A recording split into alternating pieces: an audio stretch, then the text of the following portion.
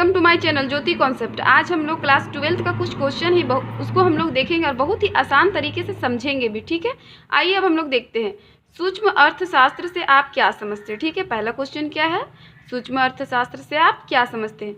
सूक्ष्म अर्थशास्त्र लैटिन भाषा के माइक्रोस से लिया गया है। सूक्ष्म अर्थशास्त्र कहाँ से लिया गया है, लैटिन भाषा के माइक्रोस से लिया गया है। इसका अर्थ छोटा होता है। इसका अर्थ क्या होता है, छोटा। जैसे एक उपभोक्ता, एक उत्पादक, एक व्यक्ति की मांग, एक व्यक्ति की आय, वस्तु की कीमत, लागत का निर्धारण इत्यादि। मतलब कि जितने भी चीज़ का अध्ययन हो रहा है वो क्या हो रहा है, छोटे पैमाने में बात हो रही है। एक व्यक्ति, एक उत्पादक और वस्तु बनाने में जो कीमत लगा उसके बारे में। प्रोफेसर वर्ल्डिंग के अनुसार व्यष्टि अर्थशास्त्र में एक फर्म, एक गृहस्थ, व्यक्तिगत कीमत, मजदूरी, आय, उद्योग तथा वस्तु का अध्ययन किया जाता है। तो प्रोफेसर वर्ल्डिंग के सिद्धांत के अनुसार भी क्या बोल रहे हैं कि व्यष्टि अर्थशास्त्र में एक फर्म, एक उद्योग और व्यक्तिगत कीमत के बारे में बात होती है, इसके बारे में अध्ययन किया जाता है।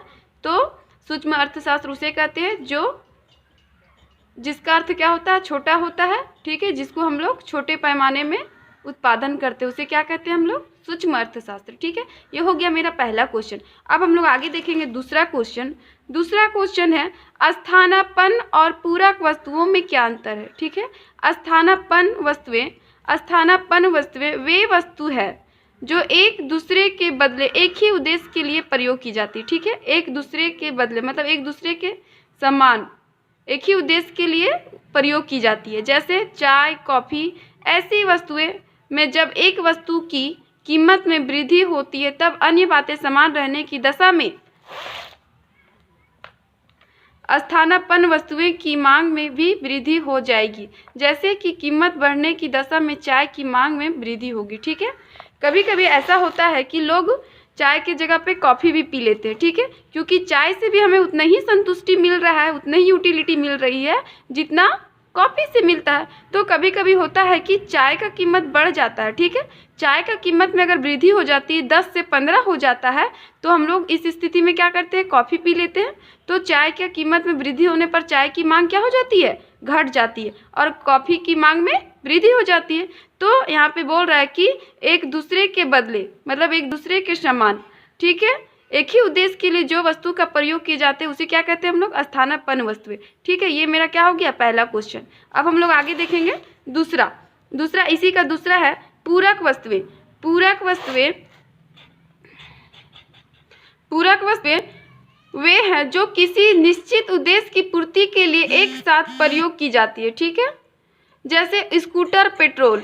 यदि स्कूटर की पूरक वस्तुएं पेट्रोल की कीमत में कोई परिवर्तन नहीं होता है। ठीक है, यहाँ पे बोल रहा है कि जब मान लीजिए कि हमारे पास स्कूटर है, ठीक है, तो स्कूटर कैसे चलती है, पेट्रोल से चलती है ना। तो कभी कभी ऐसा होता है कि स्कूटर खरीद तो लेते हैं लेकिन कभी कभी 100 रुपये तेल रहता है तो वो अचानक बढ़ करके 1000 हो जाता है। तो ऐसी स्थिति में जब तक हम लोग गाड़ी में तेल नहीं डालेंगे तो वो गाड़ी चलेगी कैसे, मतलब उसके बिना वो नहीं चल सकता, तेल के बिना गाड़ी नहीं चल सकता। इसके कारण से ये क्या है कि ये इसका पूरक है, मतलब इसके बिना ये संभव नहीं है। तो कॉम्प्लीमेंट गुड्स इसको कहते हैं।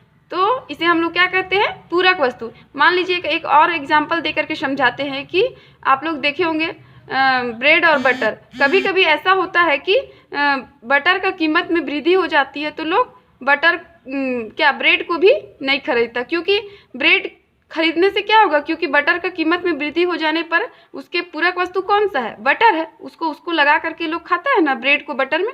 कभी अभी एक और भी एग्जांपल देते हैं, पेन और स्याही। मान लीजिए ये कलम है तो कलम में जब तक स्याही नहीं रहेगा तब तक ये चलेगा क्या, नहीं। पूरक वस्तु वे वस्तु है जो एक दूसरे के बदले उसका उपयोग हम लोग नहीं कर सकते। ठीक है, दोनों होना जरूरी है, एक दूसरे के बिना वो पूरा नहीं हो सकता। ठीक है, वैसे वस्तु को हम लोग क्या कहते हैं, पूरक वस्तु।